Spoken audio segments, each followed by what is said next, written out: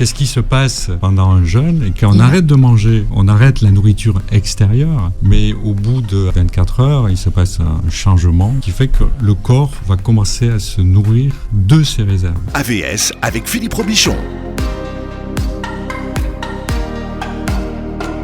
AVS pour votre santé, bonjour, bienvenue, ravi de vous retrouver. Nous allons parler du paradoxe du jeûne ce matin, pratique jugée dangereuse par les autorités de santé en France, alors qu'il n'y a jamais eu autant de recherches scientifiques sur le sujet. Je reçois Sylvie Guilman et Thierry Delestrade, bonjour à tous les deux. Bonjour. Bonjour Philippe. Vous êtes journaliste et réalisateur, et 10 ans après un documentaire, Le jeûne, une nouvelle thérapie, diffusée sur Arte en 2012, eh bien vous avez refait un documentaire qui a été diffusé en début d'année, qui est toujours disponible sur Arte YouTube.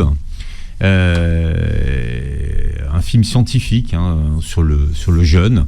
Et vous publiez donc la nouvelle version du livre qui allait avec le documentaire. Ça s'appelle Le jeûne, une nouvelle voie thérapeutique, aux éditions Arte Éditions, coédition La Découverte.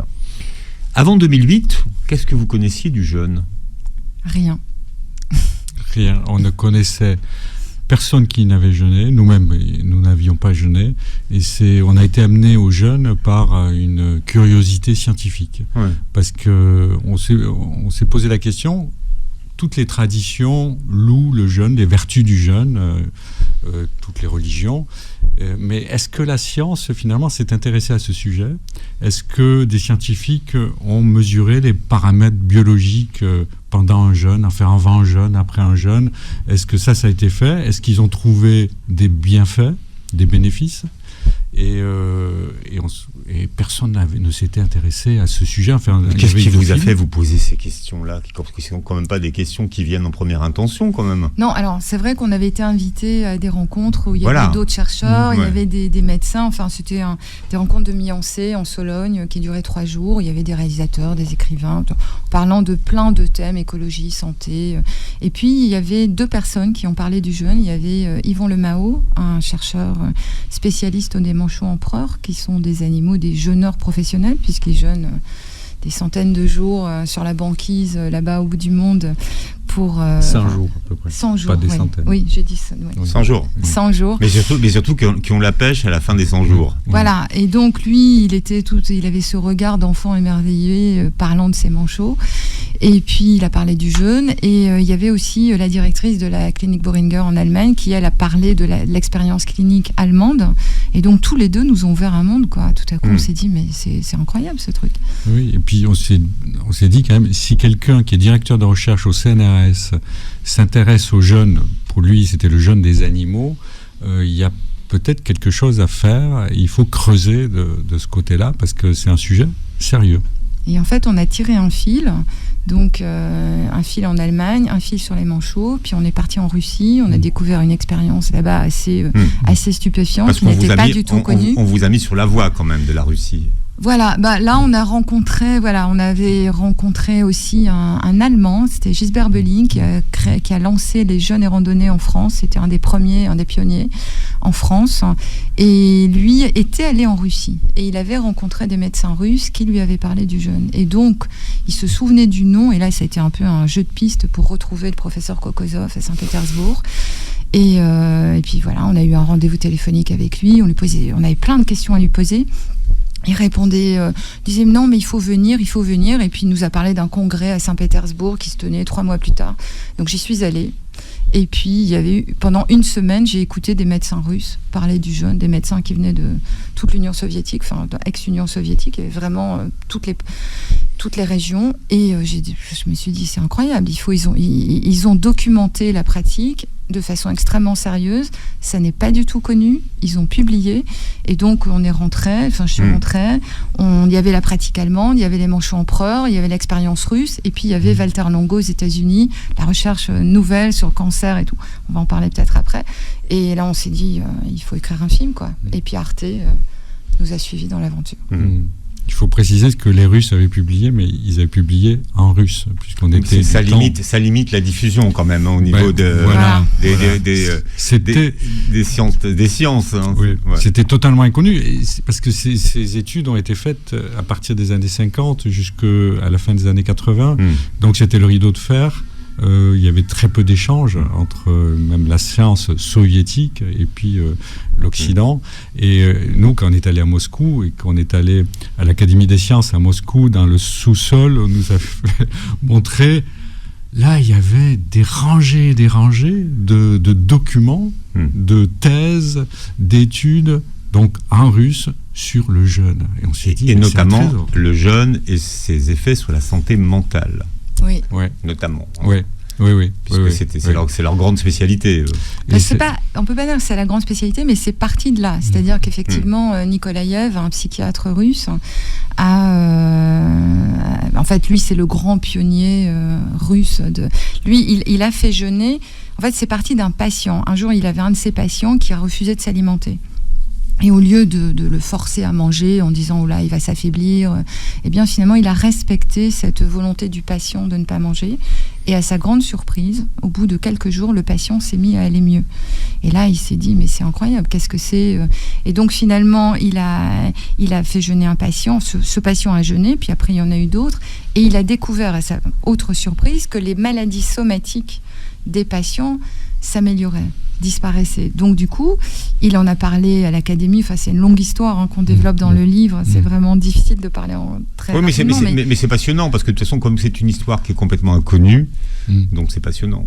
Et c'est vrai que du coup, lui, il a voulu documenter cette pratique et il a été entendu. Et c'est-à-dire que des médecins, donc des pneumologues, des rhumatologues, des cardiologues, enfin, ils ont reçu l'ordre. Enfin, à l'époque, c'était un ordre, c'est un ordre, il fallait obéir. Et en fait, ils ont des grands professeurs de médecine, on leur a demandé de tester l'efficacité du jeûne sur leurs patients, ce qu'ils ont fait. Et quand on est allé en Russie, donc pour le premier film, c'est vrai qu'on a filmé, donc on a retrouvé le professeur Kokosov, le professeur Gourvitch, qui était un psychiatre qui avait travaillé avec le grand Nikolaïev. Ça, c'est des moments de tournage, enfin, c'est des rencontres extraordinaires, quoi. Ces hommes-là, c'était des grands humains, des grands médecins, et qui ne s'étaient pas du tout enrichis. Je peux vous dire que quand on voyait où ils vivaient, la petite voiture du professeur Gourvitch à la fin, qui ressemblait à un petit yaourt, là, ambulant, c'est des gens qui étaient animés par l'envie de soigner, par le goût de l'autre, et puis Ils ont fait jeûner des milliers de personnes. Hein. Oui. En tout cas, ils ont du recul sur des milliers de personnes qu'ils ont fait jeûner. Hein. C'est ça qui est extraordinaire. C'est pas 10 personnes ou 20 personnes qu'ils ont fait jeûner. Oui, avec les études russes. Et c'est déjà, au niveau psychique, pour revenir sur les maladies mentales, c'est sur des milliers de personnes. Et d'ailleurs, en 1973, il y a un journaliste du Los Angeles Times qui a fait un reportage sur Nikolaïev et sur l'Institut psychiatrique de Moscou, où étaient soignées donc les maladies mentales par le jeûne. Alors c'est pas toutes les maladies mentales non plus, mais c'est ce qu'ils appelaient eux la schizophrénie, mais il y a plusieurs types de schizophrénie. Mais et le journaliste du Los Angeles Times était très étonné de voir les résultats que l'on observait sur ces maladies mentales. Mais il faut dire que les médecins, il y avait un engagement total vis-à-vis du patient. Il y avait le temps de s'occuper des patients, c'est-à-dire que les patients pouvaient rester des mois et des mois à l'hôpital. Il y avait, on pouvait les faire. Semaines, mais c'est vrai que ça demande. Et ensuite, on les suivait. Et parce que Nikolaïev a écrit des livres, et dans le livre, on voit bien que quand il décrit les cas, il va revoir les patients 2 ans plus tard, 3 ans plus tard. Comment ils vont ? Est-ce qu'ils ont ensuite ils suivent un régime alimentaire? Donc il y avait ce suivi et ces résultats. Ce qui est dommage, c'est qu'on ne s'intéresse plus à la maladie mentale, ou très très peu. Aujourd'hui, il y a un chercheur en France qui s'y intéresse un peu, mais tu veux dire avec le jeûne? Oui, à la maladie mentale d'un point de vue physiologique avec le jeûne. Est-ce que qu'est-ce que ça pose comme question? Si on peut améliorer quelqu'un qui a des troubles mentaux par le jeûne, c'est la question de comment le cerveau se nourrit, comment le cerveau fonctionne par rapport à ce qu'on lui donne comme nourriture. Oui, alors que le cerveau a la réputation d'aimer le gras. Oui, pas de jeûner. Oui. C'est peut-être les cétones, en fait. C'est ça. C'est les cétones, en fait. C'est le secret des cétones. Mais c'est vrai que ça demande, enfin ça je pense que c'est important de le souligner, c'est que ça demandait de la part de ces médecins, je parle au passé, parce que même là-bas, ça a disparu, parce que finalement les médicaments sont arrivés, et à part en Bouriatie, près du lac Baïkal, où il y a encore cette pratique, et après il y a quelques endroits encore tenus par, c'est toujours finalement des figures, des gens qui tout seuls vont se mettre à porter le truc, mais quand même il n'y a pas, ça s'est pas développé partout, enfin ça s'est plutôt éteint en Russie aussi, parce que les médicaments sont arrivés, et parce que c'est quand même beaucoup plus facile de prescrire un médicament à un patient que de l'accompagner sur un jeûne long, parce qu'un jeûne ça fait peur, parce que il y a des moments d'angoisse, parce que on peut aussi avoir faim, être fatigué, voilà, et donc ces patients, enfin ces médecins étaient là pour répondre aux questions, et quand on était en tournage à Saint-Pétersbourg, je me souviens, à un moment donné on était dans un service de pneumologie avec le professeur Ozinine, et il y avait une femme qui était arrivée en urgence, et elle était en difficulté respiratoire et tout ça, donc là il lui donnait la médecine lourde, quoi, voilà, et il lui avait dit, mais après, quand ça ira mieux, pour régler vos problèmes d'asthme, on pourra envisager un jeûne. Et c'est la femme l'avait regardé avec des grands yeux, lui avait dit, mais je peux payer les médicaments.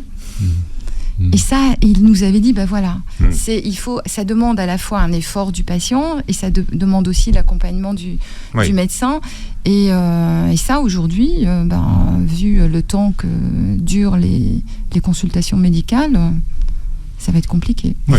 Après, il y a certains pays du bloc de l'Est, comme la Géorgie, avec les phages, où il y a encore quand même ça c'est extraordinaire. Il y a quand même encore des sujets qui sont passionnants, et que le bloc de l'Est entretient. Il ne s'est pas laissé rattraper par Big Pharma et par les médicaments. Faut quand pas même partout. Non, les phages en Géorgie, c'est extraordinaire. Non, ça va peut-être résoudre les. Mais moi, j'arrive même pas à trouver un spécialiste des phages en France. Si, il y en a.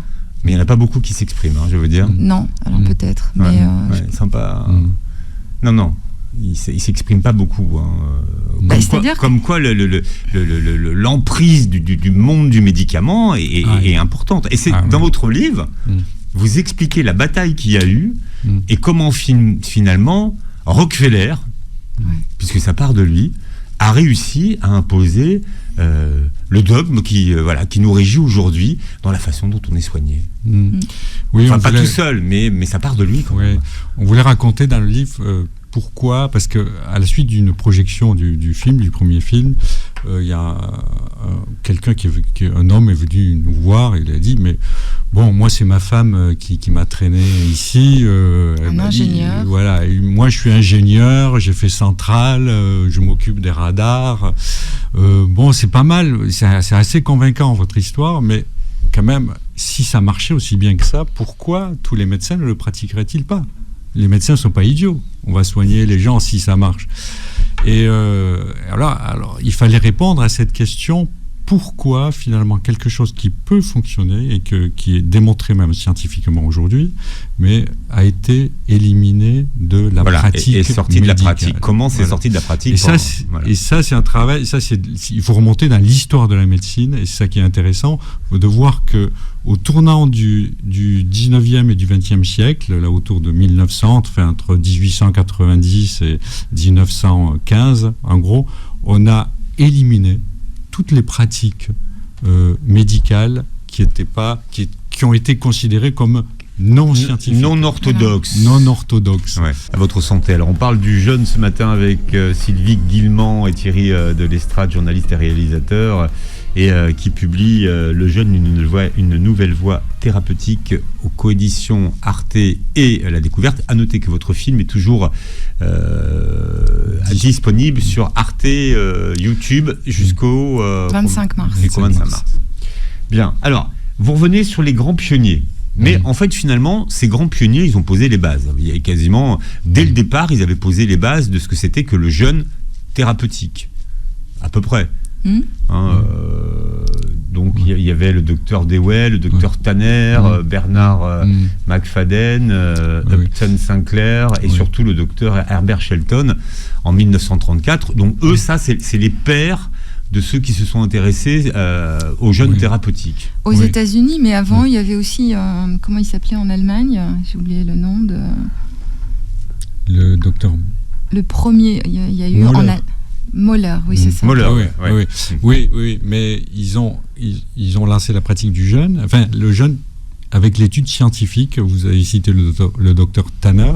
Le docteur Tanner, ce qui est incroyable dans l'histoire, c'est qu'il a fait un jeûne à New York de 40 jours. De plus de 40 jours. Voilà, de 40 jours, et suivi par le Collège de médecine de New York, avec des étudiants qui l'ont observé jour et nuit pour voir s'il ne prenait pas, s'il ne mangeait pas. Et ça s'est passé dans une salle de music hall à Manhattan et pendant les 40 jours. Et les gens pouvaient venir visiter, voir le jeûneur, le docteur qui allait sûrement mourir, puisqu'il avait annoncé qu'il allait jeûner 40 jours, c'est pas possible. C'était un love story avant l'heure, hein. C'était le premier reality show. Et lui, il voulait montrer que non seulement on pouvait, mais qu'on pouvait se soigner, mais à l'époque... alors il a réussi. Il n'est pas mort en tout cas. Il n'est pas mort, non, mais il est ressorti du Clarendon Hall, donc à Manhattan, sur les épaules de visiteurs qui étaient là et qui l'ont salué comme un héros. Mais la médecine ne l'a pas salué comme un héros. Pour la médecine, c'est resté... Ils ont dit qu'il avait bidouillé. Oui, comme un numéro de cirque quasiment, et ça ne prouvait rien. Et à l'époque, tous ces médecins qui ont qui ont pratiqué le jeûne et qui voulaient l'aborder de manière scientifique n'avaient pas non plus les outils de la biologie qu'on a aujourd'hui pour expliquer tout ce qui se passe dans le corps. Par exemple, on va en parler, le fameux switch métabolique, on passe d'une nourriture à une autre. Eux ne savaient pas comment ça fonctionnait, mais ils voyaient des effets. Ils pouvaient renseigner cliniquement les choses, mais l'explication biologique, ils ne l'avaient pas encore. Comment ce jeûne thérapeutique et tout un ensemble d'autres médecines ont-ils été mis au banc de la médine ? Alors oui, parce que là c'est une histoire, c'est une vraie histoire. C'est-à-dire qu'à un moment donné, on a organisé leur disparition. Oui, au début du XXe siècle, et aux États-Unis, ça s'est fait. Il y a eu une forme d'entente ou de coalition entre trois forces, si on veut. Il y a l'industrie pharmaceutique qui était naissante, parce que l'industrie pharmaceutique, elle date de 1800, l'essor, elle date de 1880, pas avant à peu près. L'association des médecins américains, des médecins qui soignaient de manière classique, allopathe, et puis les fondations créées par des milliardaires. Et il y avait les grands milliardaires de l'époque, Carnegie, Rockefeller, Vanderbilt, des gens qui avaient gagné des milliards, ont créé des fondations philanthropiques pour peut-être pour aller au ciel plus rapidement, mais surtout pour changer la société. Enfin, dans leur esprit, c'était ça. Et l'association... C'est très américain, de toute façon, comme façon de voir les choses. Quand on a de l'argent, on fait de la philanthropie. Voilà. Mais on fait de la philanthropie qui rapporte de l'argent. Donc, exactement. Oui, pour modeler la société telle qu'on aimerait qu'elle soit. C'est ça. On a une idée très claire de ce qu'elle doit être. Et ces trois forces, finalement, se sont associées, parce que les médecins américains voyaient que les médecins qui pratiquaient une autre forme de médecine avaient plus de clientèle, ça fonctionnait mieux. Donc les allopathes se sont dit, ils se sont associés donc avec l'industrie pharmaceutique et puis les fondations philanthropiques, et notamment Rockefeller, la fondation Rockefeller, pour... C'est une longue histoire, il y a tous les détails dans le livre, mais... avec le rapport Flexner, ils se sont aidés d'un rapport. Et on a demandé à un monsieur qui s'appelait Abraham Flexner de faire un tour, de noter toutes les écoles de médecine aux États-Unis, et il a établi un rapport, et il y a 3 catégories d'écoles, et puis les écoles qui avaient un A, eh bien, les élèves qui sortaient de ces écoles étaient considérés comme médecins, mais ceux qui étaient classés en dessous, eh bien, ils perdaient leur statut de médecin. Enfin, ils perdaient la capacité à donner le diplôme de médecine. Et ceux qui étaient classés en A, eh bien, c'était que certaines écoles considérées comme scientifiques. Et toutes les écoles qui pratiquaient ce qu'on appelle aujourd'hui la naturopathie ou l'homéopathie, l'ostéopathie. Ouais. Elles ont toutes été mal notées, écartées. Et donc petit à petit, elles ont perdu. Si les médecins voulaient vivre, il fallait qu'ils pratiquent la doxa, quoi. Oui. Et il faut quand même se rappeler que à New York en 1900, la moitié des médecins avaient dans leur trousse de l'homéopathie et avaient certains que de l'homéopathie, d'autres les deux, mais connaissaient, avaient des notions en homéopathie. Parce que les patients considéraient que ça fonctionnait. Pas que les patients, les médecins aussi. Les médecins aussi, mais... Et en l'occurrence, ils étaient médecins. Évidemment, ils étaient médecins allopathes, donc ils étaient tous médecins. Oui, ils étaient tous médecins. C'était pas des naturopathes. Donc non, voilà. Non. Donc la question se posait pas. Ouais. On n'était pas du tout dans cette opposition. Mais même les allopathes qui étaient vraiment ancrés dans l'allopathie ont ajouté de l'homéopathie dans leur trousse parce que les patients réclamaient et ça fonctionnait. Voilà. Donc aujourd'hui on dit Big Pharma a gagné, bon c'est un peu réducteur, mais c'est comme ça que ça veut dire. Finalement, l'industrie pharmaceutique a gagné la manche. Oui.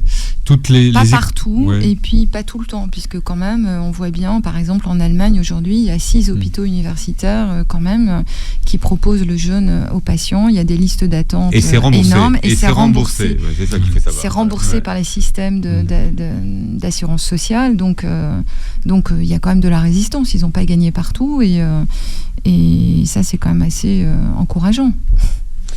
Comment vous expliquez la grande résistance dont le jeûne fait l'objet de la part du corps médical en France? Parce que dès qu'on prononce le mot jeûne, c'est dangereux. Ah bah oui, même le rapport là sur les pratiques de soins non conventionnels publié en juin 2023 par le Conseil national de l'ordre des médecins, il dit « Il n'existe à ce jour pas d'études scientifiques suffisamment nombreuses et rigoureuses permettant de conclure quant à son efficacité thérapeutique ou préventive. » Alors, il y a un rapport de l'INSERM qui date de 2014. Donc, c'est pas récent, c'est le dernier. Hein. Voilà, et celui-là, il faudrait le réactualiser, ça serait bien, parce que quand même, on est 11 ans après, et depuis, il s'est quand même passé des choses, il y a eu des publications. D'ailleurs, ils invitaient bien à la fin à dire il faut plus d'études, donc ils n'étaient pas fermés du tout. Donc, je pense que c'est le moment de rouvrir le dossier et de répondre, parce que c'est vrai que, en fait, c'est une vraie bonne question. Pourquoi ces résistances en France? On n'a pas toutes les réponses, on n'a que des hypothèses. Mais honnêtement, quand on fait un pas de côté, qu'on va en Allemagne, on ne comprend pas. Enfin, nous, les Allemands, ils sont pas ukulélés, hein, c'est pas. Non. Et alors, est-ce que les patients allemands, parce que nous, on a été en relation aussi, parce que en France aujourd'hui, il y a une académie médicale du jeûne qui s'est créée. Donc, ils sont une 60aine de soignants, de médecins qui ont eu envie de s'intéresser à la pratique pour la sécuriser justement, parce que il y a des gens. Si vous n'êtes pas malade en France, que vous voulez jeûner une semaine, il y a des gens très bien qui proposent des stages de jeûne, de randonnée. Et vous pouvez être encadré de façon sérieuse. Voilà. Mais si vous êtes malade, que vous prenez des médicaments tous les jours, vous n'allez pas aller jeûner dans ces stages. Donc, il faut un encadrement médical. Or, ça n'existe pas. Donc, ceux qui ont de l'argent ont la chance de pouvoir aller en Suisse ou en Allemagne. Ceux qui n'en ont pas, ils peuvent pas se soigner avec le jeûne, quoi. Et c'est complètement... Donc, ces médecins français ont créé cette académie en disant, nous, on veut sécuriser la pratique, pour proposer aux patients français qu'ils souhaitent des jeûnes encadrés. Ils marchent une fois par an, je crois, pour populariser un petit peu leur démarche. Ouais. Oui, en fait, ils ont lancé ça au départ, entre le Mont Saint-Michel et Saint-Malo, donc 500 km sans manger pendant 5 jours, pour essayer d'interpeller, pour essayer de justement se faire connaître la pratique. Mais en fait, ils sont nombreux à avoir, et encore maintenant, puisqu'il y en a une qui m'a dit il y a une semaine qu'elle aussi, elle fait partie de l'Académie médicale du jeûne, elle est médecin, et elle vient de se faire convoquer par le Conseil de l'ordre, qui leur demande des comptes en disant mais c'est quoi ce truc, vous faites quoi ? c'est on dangereux. on leur met la pression, c'est ça. Oui, en fait, ce qui est très étonnant pour nous, qui avons été dans les hôpitaux allemands ou russes, de voir des vrais patients soignés par des vrais médecins, améliorer leur pathologie. On a vu des gens avant la cure, après la cure aller mieux. Et moi, honnêtement, je comprends pas les résistances françaises. Est-ce que c'est est-ce que c'est la façon dont les études de médecine sont menées? Est-ce que voilà où on est? Oui, les résistances, elles sont plutôt culturelles. Enfin, déjà, un médecin n'aime pas dire je ne connais pas. Quand il ne connaît pas, il dit c'est dangereux, ne le faites pas.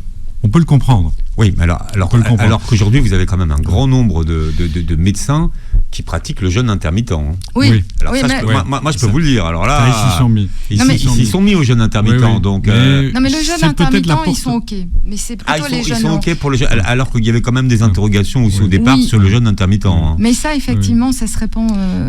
Mais le jeûne de plusieurs jours. On entend encore dans le film qu'on a fait pour Arte, là, il y a un des médecins français qu'on a rencontré par hasard en Allemagne. Il était en train de terminer sa cure. Et on lui dit vous êtes français, vous êtes médecin, et donc c'était sa 3e cure. Il dit oui. Et il dit moi je suis convaincu par l'intérêt de cette pratique. Et je lui dis mais alors vous en avez parlé à vos collègues? Il dit oui, j'ai essayé d'en parler, mais vous savez, on me dit que je suis dans une secte, que je vais perdre mes muscles, que c'est dangereux, que voilà. Il me dit savez. Alors que c'est faux. Mais oui, c'est faux. C'est démontré que c'est faux. Et d'ailleurs, il y a une étude, parce qu'en fait, il y a un mythe. En fait, les médecins et le Conseil national de l'ordre disent c'est dangereux, on perd du muscle. Donc, en fait, cette fonte musculaire, c'est un mythe. C'est-à-dire, là, dans le documentaire et dans le livre, on l'explique aussi. Il y a une étude qui a été menée à Saint-Étienne où on a fait jeûner 32 patients pendant 12 jours. Ils consommaient 250 calories par jour à base de bouillon, donc c'est pas beaucoup. Et ils ont passé des IRM avant, à la fin du jeûne, 1 mois après, 4 mois après. Conclusion de l'étude, ils ont regardé les muscles, ils ont regardé aussi les autres organes. La question, c'était qu'est-ce qui se passe dans les organes quand on jeûne? Eh bien, la conclusion de l'étude, elle est claire, c'est que les organes s'adaptent. Ils savent très bien s'adapter à la privation de nourriture. Et les muscles, on ne perd pas de capacité musculaire. C'est ça qui est extraordinaire. Et ça, alors que quand on fait un régime, parfois, on a une fonte musculaire. Hein. Oui, mais alors c'est important aussi quand vous jeûnez de continuer à marcher. Il ne faut pas s'arrêter, rester allongé, ne rien faire. Là, dans les cliniques et en Allemagne et tout, ils préconisent à peu près 2 heures d'exercice physique tous les jours. Donc c'est pas, vous n'êtes pas obligé de faire de la muscu. Vous pouvez marcher de façon active. Mais sur les résistances, il y a aussi un point de vue. Il y a une approche culturelle qu'on peut avoir sur comment se former les médecins. Déjà, il y a très très peu de formation en nutrition pour un médecin sur les 10 années d'études. Donc, on s'intéresse peu à la nutrition, au pouvoir de la nutrition. Mais ensuite, la médecine en Occident, elle a été considérée, elle a été abordée sous l'angle de la guerre. En fait, on va faire la guerre contre le cancer. Contre le cancer, c'est la guerre contre les microbes, c'est la guerre contre la maladie. C'était la guerre contre le Covid. Il y a une vision très, très héroïque de la médecine. Qui date du 19e siècle. Voilà, avec mes invités aujourd'hui, Sylvie Guillemant et Thierry de l'Estrade, qui publient Le jeûne, une nouvelle voie thérapeutique aux éditions Arte Éditions et à la découverte. Alors, dans votre livre, il y a beaucoup d'histoires, mais c'est toujours très intéressant de restituer les choses dans l'histoire, surtout une histoire qu'on ne connaît pas. Il y a cette histoire d'un Écossais qui s'appelle Angus Barbieri, qui a jeûné pendant 382 jours. 382 jours et qui a perdu. Il est passé de 207 kilos à 89. Ouais. Ce qui est intéressant, c'est une histoire. On aurait peine à la croire, beaucoup de peine, si elle n'avait été scientifiquement suivi, étudié. C'est un Écossais, C'est un Écossais qui allait régulièrement à l'hôpital de Glasgow et il était suivi par une équipe. Il a décidé, en fait, par lui-même, il est très jeune, il avait 23 ans, si je me souviens bien, il pesait donc 260 kilos, il a dit, c'est trop, je vais arrêter de manger. Je veux me marier. Et je Voilà. veux exactement. Je Ça, veux trouver c'est une que- fille. En fait, il voulait trouver une l'âme femme. sœur, Voilà. c'est ça. Et, Il n'aimait pas son corps. Ouais. Et donc il a arrêté de manger et je ne reprendrai, je ne remangerai que lorsque j'aurai atteint le poids qui me satisfera. Et ça c'est 1 mois, 2 mois, 3 mois, 6 mois, jusqu'à 300, plus d'une année, 382 jours. Et il a pris juste des vitamines et des sels minéraux à certains moments. Il allait à l'hôpital, donc il le surveillait, il voyait que ça se passait bien pour lui. C'est-à-dire que, on va l'expliquer, pourquoi c'est possible. On va se dire, est-ce que c'est miraculeux? Est-ce qu'il se nourrit juste de l'air et du soleil? Non, il se nourrit d'autre chose parce que 260 kilos, il avait beaucoup de réserves. C'est le fameux switch. Voilà. Qu'est-ce qui se passe pendant un jeûne et qu'est-ce qui s'est passé quand Angus Barbieri a décidé d'arrêter de manger? Eh bien, quand on arrête de manger, on arrête la nourriture extérieure, mais au bout de à peu près 24 heures, il se passe un changement, un switch en anglais, switch métabolique, qui fait que le corps va commencer à se nourrir de ses réserves. D'abord, la première réserve, elle est dans le foie, c'est le glycogène, c'est une forme de glucose, mais qui est dans le foie. Et elle disparaît elle est éteinte au bout de 24 heures. Et en 18 heures, 24 heures, ça dépend des gens, si on fait l'activité physique ou pas. Et ensuite, il y a ce switch métabolique où on commence à se nourrir de ces réserves de lipides. Et c'est ça qui est la première bonne nouvelle dans un jeûne, c'est de prendre ces réserves Le de gras. Le gras. Voilà. Et c'est-à-dire, et ce qui est assez extraordinaire, c'est que c'est vraiment le jeûne, c'est un mécanisme d'adaptation. C'est-à-dire que le corps, privé donc de nourriture et donc privé de ses réserves de sucre, il va fabriquer un nouveau carburant. Donc il n'y a plus de glucose, mais il va fabriquer à partir du gras un substitut du glucose qui s'appelle les corps cétoniques, les cétones. Et c'est à partir des cétones qu'on va pouvoir survivre. Et donc, Angus Barbieri, il a fabriqué beaucoup de cétones et il a vécu sur ses réserves de graisse qui devenaient des cétones. Et que les chercheurs, nous, on a découvert ça en faisant ce deuxième film et en écrivant le deuxième livre, c'est que les cétones, les chercheurs ont découvert que c'était non seulement un carburant de substitution qui permet donc de survivre, mais c'est un super carburant. C'est-à-dire que les cétones ont des propriétés qui sont presque anti-inflammatoires. Le cerveau fonctionne mieux quand il est sous cétone. Et je ne sais pas si on aura le temps d'en parler, mais il y a des recherches là sur les esters de cétone qui sont incroyables. Aujourd'hui, les cyclistes carburent aux cétones. Voilà. Ça, et c'est pas interdit. Et c'est pas interdit. Et c'est pas interdit. Et Mark Madsen. Mais ça se boit. Hein. Dans votre film, on voit quelqu'un qui en boit une petite bouteille. Hein. Oui, ça ressemble à un petit yaourt. Et oui. Et ça fait pas rêver, hein, par contre. Mais... Et aux États-Unis, on peut les acheter très très facilement. Et il y a Mark Madsen, l'un des chercheurs qu'on a filmé, un chercheur américain, nous a dit, vous savez, les Anglais ont commencé à gagner le Tour de France à partir du moment où ils étaient sous cétone. Parce qu'à l'époque, c'était pas encore commercialisable comme ça l'est aujourd'hui dans les pays anglo-saxons, mais ils bénéficiaient des recherches sur les cétones et donc ils ont consommé apparemment. Oui, il faut juste préciser que les cétones, quand on s'est rendu compte que c'était un super carburant pour le corps, on a essayé de les synthétiser. Et ça, c'est l'armée américaine s'est dit, oh là, nous on essaye de créer le soldat du futur qui va être super performant. Et des soldats qu'on envoie derrière la ligne ennemie, il faut qu'ils puissent se nourrir, mais sans amener des conserves, évidemment. C'est des petites fioles hyper puissantes. Donc, ça pourrait être des cétones. Ça ressemble à de l'actimel un peu. Et ils ont donné de l'argent à des chercheurs de l'université d'Oxford, notamment, pour essayer de trouver la manière de synthétiser, donc de créer de recréer les cétones. Et les Anglais ont réussi ce tour de force, si on peut dire.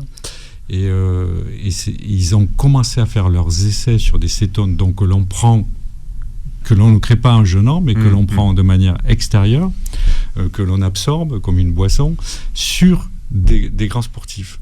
Des sportifs qui pratiquaient l'aviron, le cyclisme, et ça c'était en 2010, enfin ils ont commencé en 2009, 2010, juste avant les JO de Londres de 2012, et on s'est rendu compte qu'au JO de Londres en 2012, les Anglais avaient raflé quasiment beaucoup de médailles, un aviron, un cyclisme. C'est QFD. Voilà. Bien. Qui est Walter Longo ? Juste, je voudrais, Oui. Angus Barbieri, je voudrais juste quand même dire, c'est pas un modèle et il faut pas se lancer seul dans l'aventure et se mettre à jeûner pendant 1 an pour perdre beaucoup de kilos comme ça, parce que ça peut être dangereux.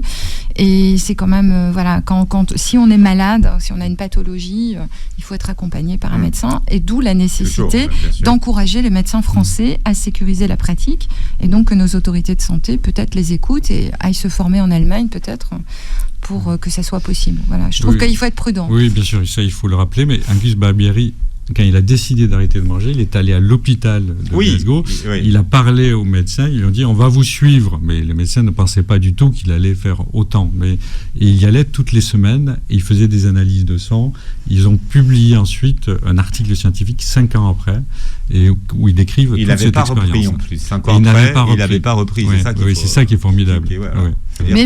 Mais parce que aussi, quand on sort d'un jeûne comme ça, la réalimentation, elle est essentielle, parce qu'on peut vraiment tout rater et perdre tous les bénéfices de la pratique si on fait n'importe quoi.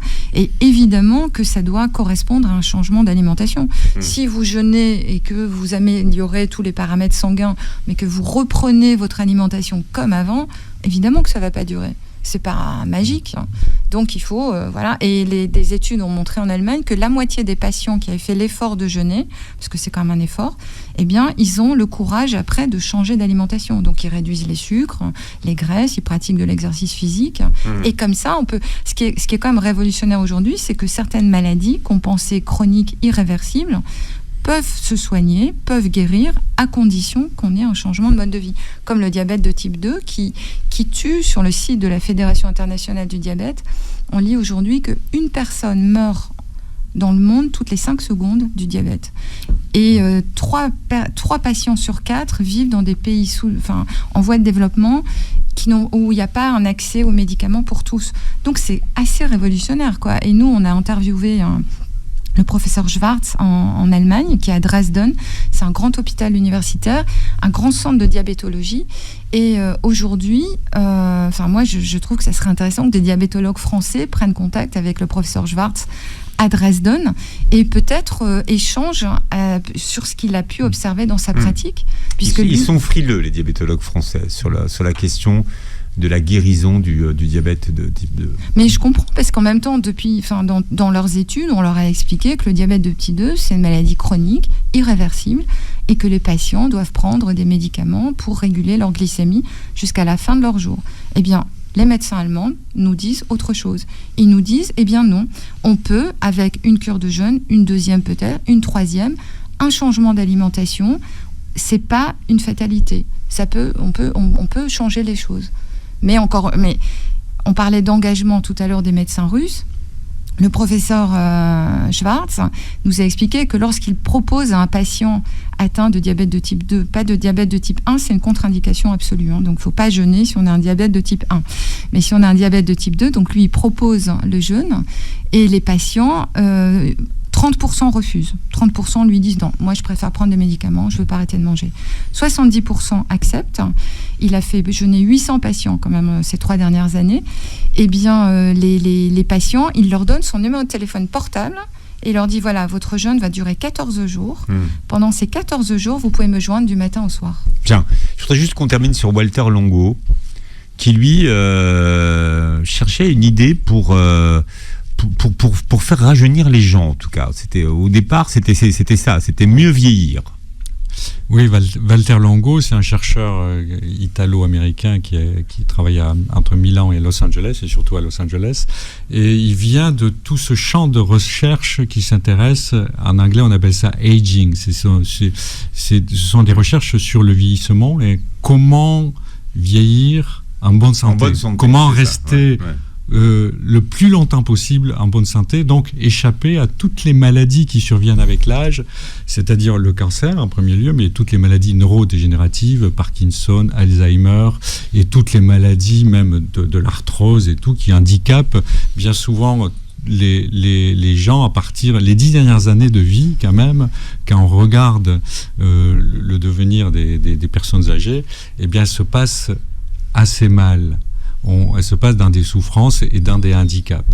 Donc, Walter Longo, parmi d'autres chercheurs, mais s'intéresse à ça, et on a observé très tôt, en 1937, il y a eu une première expérience sur des rats et on a réduit, c'est une expérience de restriction calorique, c'est-à-dire qu'on leur a donné moins à manger, un tiers de moins à manger pendant 3 mois et on a observé que ces rats vivaient plus longtemps et surtout avec moins de maladies. Donc que la restriction calorique pouvait empêcher la survenance de maladies qui viennent avec l'âge. Donc Longo, au départ à Los Angeles, s'est dit si la restriction calorique a un effet, peut-être que d'arrêter carrément de manger, ça a un effet plus puissant. Évidemment, d'arrêter carrément de manger sur une durée relativement courte. Parce que la restriction calorique, il fallait la pratiquer tous les jours et tout le temps. Et ça, c'était quasiment impossible. Il y a eu des gens qui se sont lancés dans cette aventure de restriction calorique. Et il y a toujours, d'ailleurs, une association américaine, mais c'est difficile sur le long terme d'être toujours en restriction calorique. Les gens sont irritables, ils sont de mauvaise humeur, ça se passe mal. Finalement, il vaut mieux... et donc, Longo s'est dit, on va arrêter de manger sur une durée réduite, mais arrêter carrément de manger, on va voir quels effets ça va avoir. Est-ce que ça protège le corps contre des attaques extérieures? Et il a fait une expérience qui est devenue une expérience fondamentale. Il s'est dit, sur des souris, je vais prendre des souris et on va leur injecter un produit qui est employé régulièrement et qui est un produit de chimiothérapie anticancéreuse. Toxique, oui. Donc très toxique pour le corps. Et on va les faire jeûner, on va voir ce qu'il advient. Est-ce que des souris atteintes de cancer. Des souris atteintes de cancer. Est-ce qu'elles réagiront mieux à la chimiothérapie? Est-ce qu'elles seront un peu protégées des effets secondaires de la chimiothérapie? Et à sa grande surprise, les souris qu'on a fait jeûner, ont été protégées. Elles ont toutes survécu et les autres, elles sont toutes mortes. Ouais. Quasiment. Ouais. Ou alors celles qui avaient survécu étaient en mauvais état. Ils avaient donné de fortes doses de chimiothérapie. Bien. Ouais. Bon, la suite est dans votre livre, Le jeûne, une nouvelle voie thérapeutique. Alors, je rappelle, pour tous ceux qui nous écoutent, que le documentaire est toujours disponible sur Arte YouTube. Le jeûne enquête sur un phénomène, donc jusqu'au 25 mars. Mais attention, le cancer, c'est plus compliqué. Il faut vraiment lire la suite. Oui, il faut lire la suite. Mais bon, on arrive à la fin de l'émission. Oui. C'est beaucoup plus compliqué. Il y a l'autophagie, il y a plein de choses qui sont passionnantes sur le sujet. C'est dans votre livre, en tout cas. Vous réécouterez l'émission en podcast sur beurrefm.net et vous verrez la captation de cette émission sur la chaîne YouTube. Merci à tous les deux d'avoir été avec nous ce matin. Merci. Et passez une très belle journée santé sur Beurre FM.